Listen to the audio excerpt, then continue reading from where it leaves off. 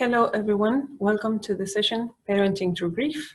My name is Ariella Moscoso, I'm Skylight's clinical leader and I'm going to be the facilitator for this session.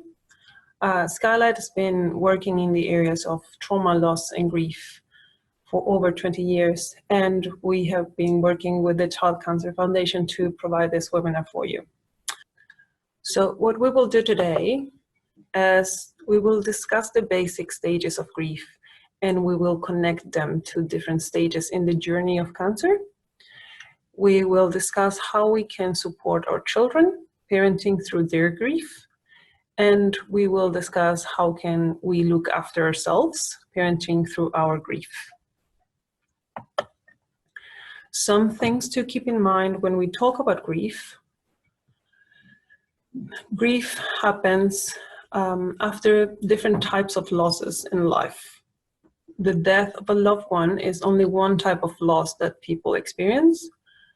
Many changes, many losses, they can bring grief to. For example, in the context of cancer, when we first hear the confirmation of the condition, we may start grieving the changes in our family, the changes that are going to come, the loss of health, the difficulties in adjusting to a treatment, etc.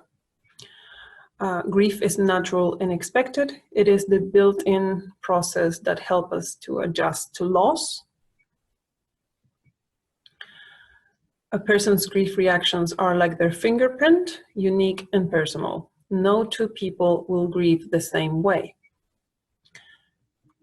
Grief may involve every part of our being: physical, mental, behavioral, social, emotional, or spiritual. It is common to see people from the same family grieving in different ways, and some people may feel, oh, you are not sad, or you are not grieving the loss of our child because you don't express what you're going through, or you did not show it the way I show it. And in reality is they may be grieving in their own particular way, and they are, of course. The other thing that I would like to mention in this area is, if it's true that grief is natural and expected, it is also true that there is no expected duration for how long grief needs to be. I am aware that there are some standard parameters for, like, this is normal grief and this is pathological grief, or this is complex grief, which is true, but that doesn't necessarily have to do with how long you are sad or how long you are experiencing grief reactions. It has more to do with how those reactions are keeping you from living your usual life.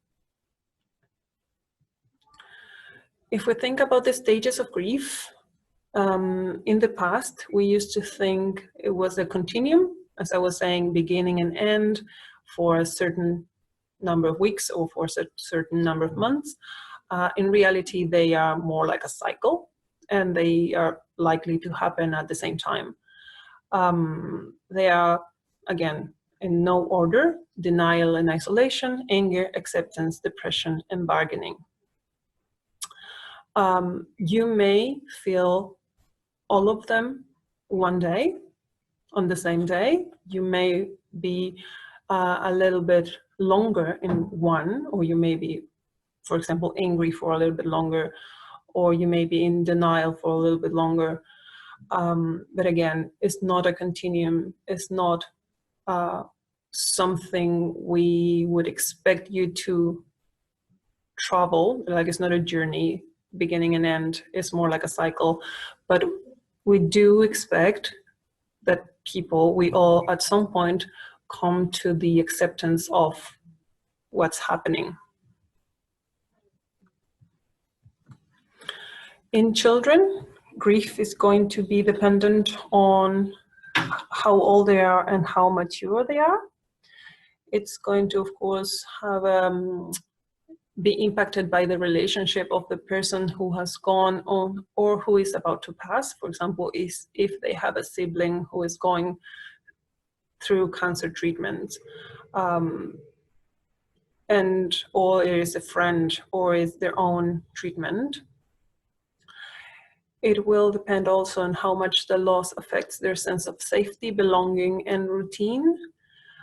It will depend on their previous experiences with illness and death, their culture, their spiritual beliefs, or the family. It's going to depend also on how available the parents or other caregivers are for them, especially to answer their questions. If we stop a little bit in the developmental age, for example, for infants up to 3 or 4 years, death will have little or no meaning at all. They may even think that death is irreversible, forever or always. They're not something that they can really understand because they live in the present moment.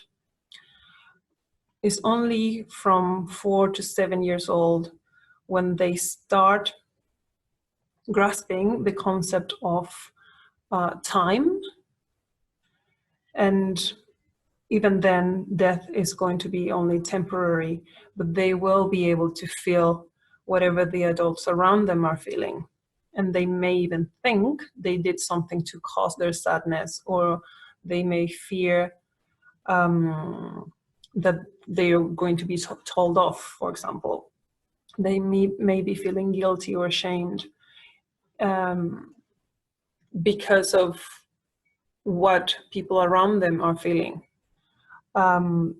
Again, thinking they may have done something to cause this. Children of this age, they are still very in the magical thinking space. So they may feel like what they do, what they say, or what they wish sometimes is becoming a reality. From 7 to 12 years old, children will understand death as something that cannot be undone. It is irreversible or permanent, but they may still have a little bit of this magical thinking, and they may be afraid of death, or they may think death is a ghost or an angel or something supernatural. The important thing about this age is they start understanding death as universal, as something that is going to happen to all of us. And they may be curious about what happens after with the physical body, or what happens after when the person dies. What you share and when you share it, in general, it will depend on what you and your family think it's appropriate. It would also depend on what you believe, because as I was saying, especially for young children, when you start talking about death, when you start talking about grief, or when they are faced with the reality of death of someone else, they may have questions like, where do we go when we die? Or why do people die? And that will be probably have a lot to do with what the family thinks and what the family believes. When your child is grieving, what they may experience, it can be in this list, or it can be something completely different. But in general, they may experience anxiety, anger, sadness, or low mood. They may be over-dependent from parents or caregivers. They may experience passivity, recklessness, defiant behavior, headaches, stomach aches, sleep difficulties or nightmares, change in their eating habits. It's not a rule, of course, but the younger the child, the more physical the symptoms may be. I've seen a lot of aches in general in young children. Some of them regress to earlier stages in development. For example, they may start wetting the bed, or they may start acting like a young child when they are already 7, 8. What can we say about anticipatory grief?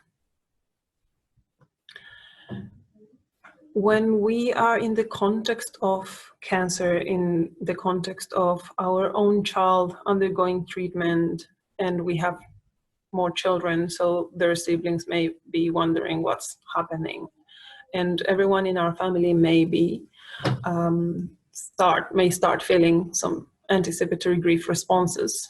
So in the context of children, start introducing the conversation before we encounter ourselves in a life-threatening moment. Ask what they already know or what they think about death. That will give you a very good indication of the kind of information they are prepared to receive. Remember, of course, not all the children are the same. So a very young child may be very mature and they may be prepared to have a different kind of conversation. And again, on the other side, a very mature 12-year-old may not be ready to have a very open conversation about death.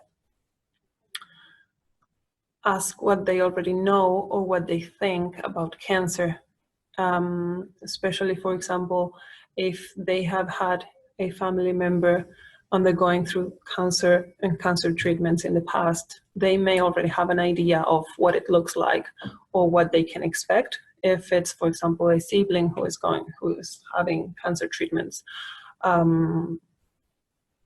they may start wondering, like, are they going to be able to play with me? Are they going to be able to watch movies with me?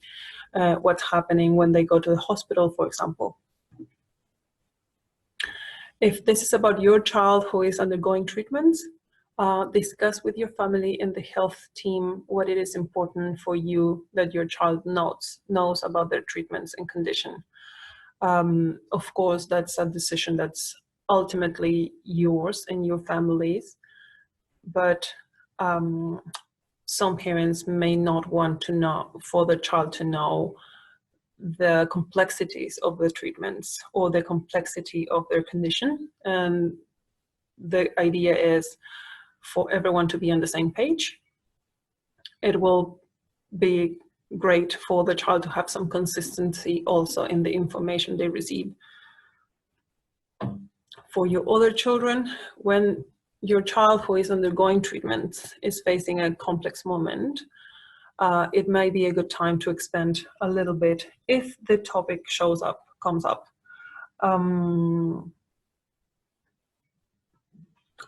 Recommendations in general for talking to children about death and grief. Encourage their questions, always answer. Even if you do not have the answer, it's always good to give them an answer. We're showing that we care about what's concerning for them. For example, the answer may well be, I don't know. Why don't we find out together? Be honest. Again, connecting to my previous point, it is okay to say you don't know. And it is encouraged to be honest and say you don't know and that you want to know too. Show empathy for what they're feeling, especially in the context of it is okay to feel. Even if you're angry, even if you're sad, whatever it is you're feeling, it is okay to feel. We are going to get anxious and concerned about what they're feeling. And we're parents, so we're probably going to try and fix it very quickly, especially in teenagers. Try to resist the temptation and be there for them and their timing. Let them know that you're always going to be there for them, but they need to be ready to talk and to ask the questions. Recommendations for supporting our children through grief, like when someone they love has already passed. Try to maintain consistency in their routines. Eating, sleeping, and hydration are very important.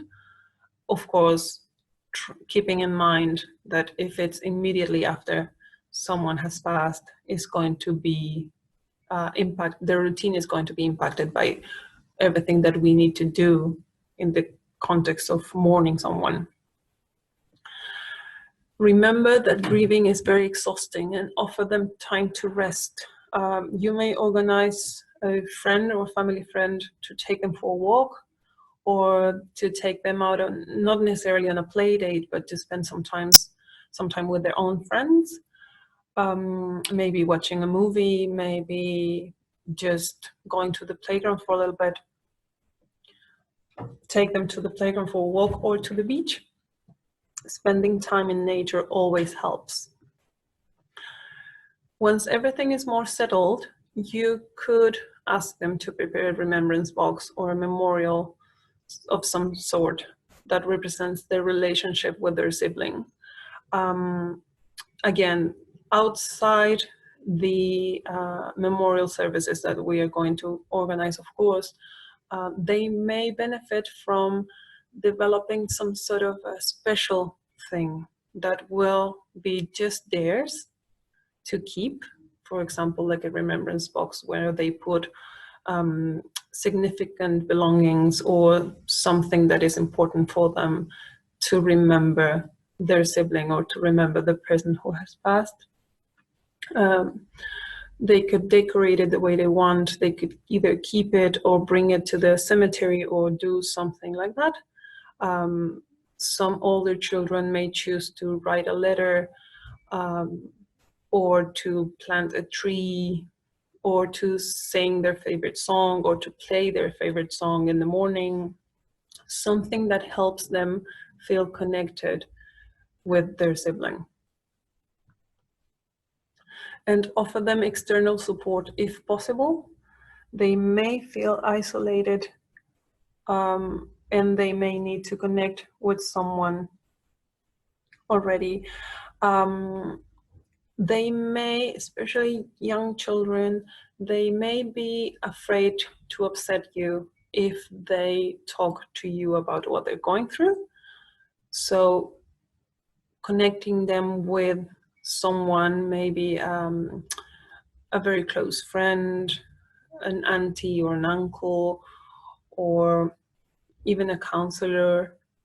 It's not about turning this into a problem, of course. It's just about, you may feel comfortable talking to someone who is not grieving the same way you are. When to pay extra attention? If they change the way they look, or they stop caring about the way they look.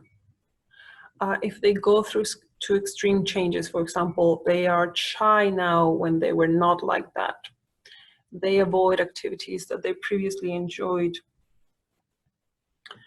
They are engaging with risky activities, for example, if it's teenagers or preteens, they start using drugs, or they have impulsive sexual behavior beyond what you and your family would consider experimentation.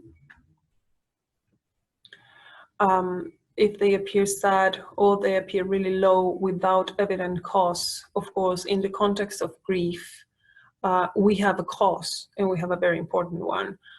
But if it goes beyond that, then it might be a good idea to have a conversation. If they go through major mood swings, if they change their sleeping patterns in a way that's impacting on their well-being, if they start making statements that reflect a low self-esteem, for example, I'm stupid, no one likes me, I'm worthless, or if they have suicidal behavior, or they make suicidal statements like, you will miss me when I'm gone, or they start giving away their belongings, or they talk about dying a lot. You know them better than anyone, and if you have any concerns, talk to them and tell them how you feel. Offer to help or to connect them with help. It is okay to not wanting to share if you want, again, because they may not want to upset you, or they may feel like it's not important, what they're feeling is not important in the context of something bigger that has happened. But they need to feel like they are important. They need to feel like we care. We need to show them we care, and we can connect them to help if they need. So in the context of cancer, other children may have questions. This can apply, for example, for children whose siblings have passed and they are returning to school, or for children who are living with cancer and currently undergoing cancer treatments. So, for example, they may start asking, why are you taking this medication? How come you cannot do this anymore? Or why were you away so long when it was not a holiday? It would be great to know how to manage the questions from other children. And you could talk to your child and help them decide if and what they want their class or their friends to know. Help them decide if they want to talk to them, if they want you to talk to them, or if they want, for example, the teacher to talk to them with your guidelines, like, this is what we want to share, could you please share it with the group? Whatever the case, talk about it and see what feels better for them. If it's your child who is undergoing cancer treatments, for example, they may start realizing what cancer means in their lives. Help them realize that everyone is different. Strengthen the communication with them and connect with their friends and families. Ask them what they think it could help with a specific program. Part of what friends and what school means is the sense of belonging to this really cool group that's not my family. And having cancer and going through cancer treatments may be a way of being different. And some children may be very scared of being different. And that could produce some sort of anxiety. So if you ask them what they feel it could help with a specific problem or what that specific problem is, then you could offer specific solutions. Discuss with them different options to keep themselves safe and belong at the same time. Again, the idea of belonging is very important, and is also a very good protective factor to increase the resilience, like having a very strong support network. No matter the case, even if they are grieving a sibling who has passed or they are undergoing cancer treatments, having a very strong support network is always important. And finding different ways of belonging is going to definitely help them cope with whatever they're facing. So if we talk about us as parents, we can't fix it. We can only join them on their journey. So we're going to talk about parenting through our grief. Our lives are going to look more like a roller coaster than a quiet stroll around a very nice road. If we are just in the process of grieving our child who has passed, we are probably coming out of a very long period of treatments and diagnosis and trying to manage our lives and their lives and trying to cope at the same time. So this is a very good representation of what we may feel. If we think about what our lives look like, we're probably trying to juggle a lot of different areas.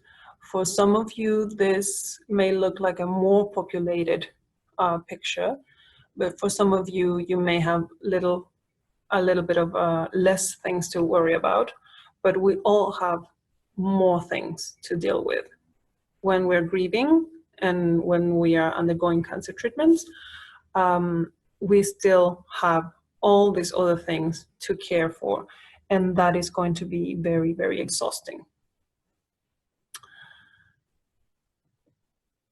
This is taken from a book called Care for Caring Parents, and a mother says, "I suppose the hardest thing is trying to lead your life as normally as possible. I do try to hold everything together. There is only me to rely on, so my children are dependent on me to stay strong, and that's what I try to do. There are times when I lie awake and think, there is no way I can cope with tomorrow. But that is probably when I'm overtired and I have allowed things to get on top of me. I fall asleep, and the next morning I wake up with my strength renewed, and I'm ready to fight on for another day." We all feel like this at some points, but when we are going with our children through the treatment, through the diagnosis, through everything that cancer comes with, we may feel like this every single day.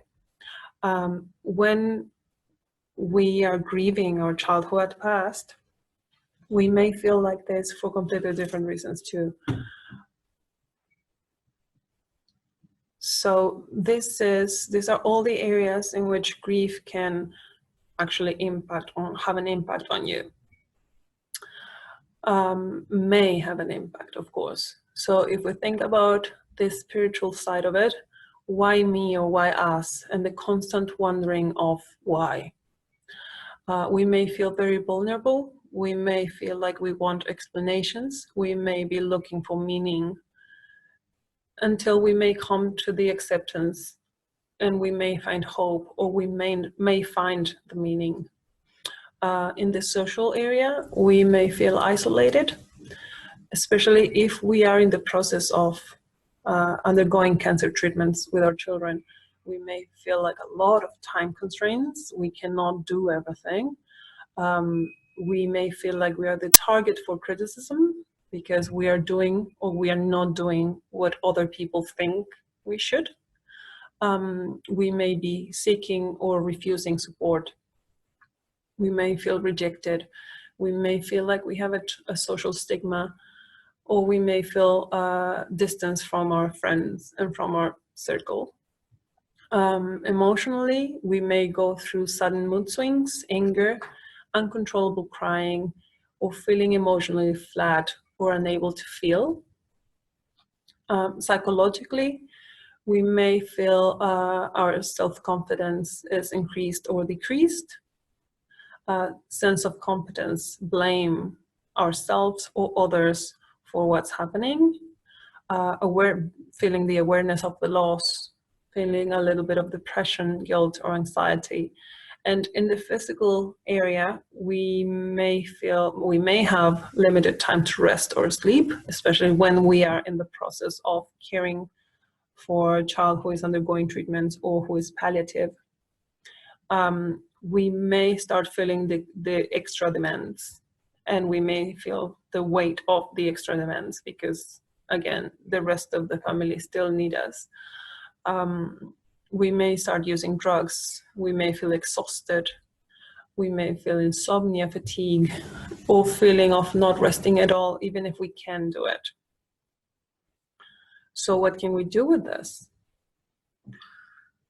Self-care is key.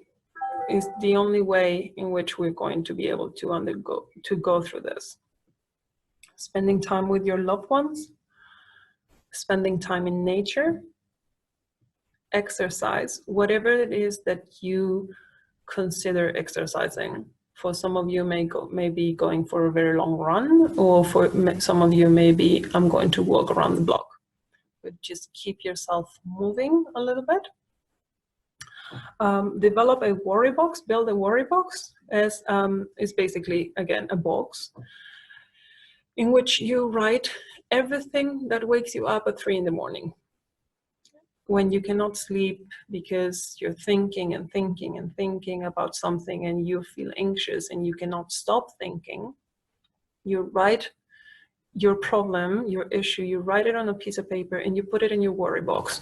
And the worry box is only to be open, for example, every Sunday at 2 p.m. every fortnight. And when you take the time, you put the perspective on it, you may find that when you open your worry box, some problems are not problems anymore. Some things can be addressed, and you may have, with a very calmed brain and with a very clever approach, you can develop an action plan for addressing the things that you can do something about. And you can make peace with those things that you cannot do anything about at this stage. Or you can actually find that some things you need help to do it. So you can contact the people or the agencies or your people to help you with the specific things. That links with the next one. Build a support network. You never know who your support network may be. So be open, be open eyes, open heart to find out who can do what for you and what you can do for them too, because that's how a network works. Asking for specific help. Our friends, our family, our loved ones, they're going to be available and they're going to make themselves available for helping us and for supporting us. But they may say that they do not know how or what to do for us. So if you ask for specific help, more than sure that they will be happy to provide it. For example, can you come and help me with my vacuum cleaning? Can you come and help me with the washing? Can you come and help me with the cooking? Or can you pick this up for me? Or can you pick the kids from school on one day so I can go for a walk? Again, it's connected with the support network, of course, but it is a little bit about knowing what you need and asking for it. Look for someone you can be absolutely open about what you're going through. A counselor, a priest or a minister, a close friend, your partner, if that's the case. You may be feeling a lot of things when you're grieving that you do not want to share with anyone because of whatever reason. You may not want to upset them, for example. And having someone who can be there for you, open heart, open ears, no judgment at all, and just be there for you and for sharing what you're going through is going to make an absolute difference. So whoever you trust who can take that role, it would be a very, very good support for you. Rest and take it easy. Grieving is exhausting, as we were saying with the children. You definitely need to rest. We reprioritize what we need to do, and we just address the immediate priorities. But you need to take time to rest. If you cannot sleep, for example, go for a walk before you go to bed. And that way you can get rid of a little bit of the anxiety or whatever you're feeling before going to bed, and that will help you rest a little bit more. And if you're finding it hard to disconnect or to disengage from what you're feeling, again, connecting with someone you can talk to or asking for specific help from your network is going to be extremely helpful. Make sure you eat well and you keep up with water. Avoid drugs and alcohol. They are just temporary relief. They're not going to make you feel better.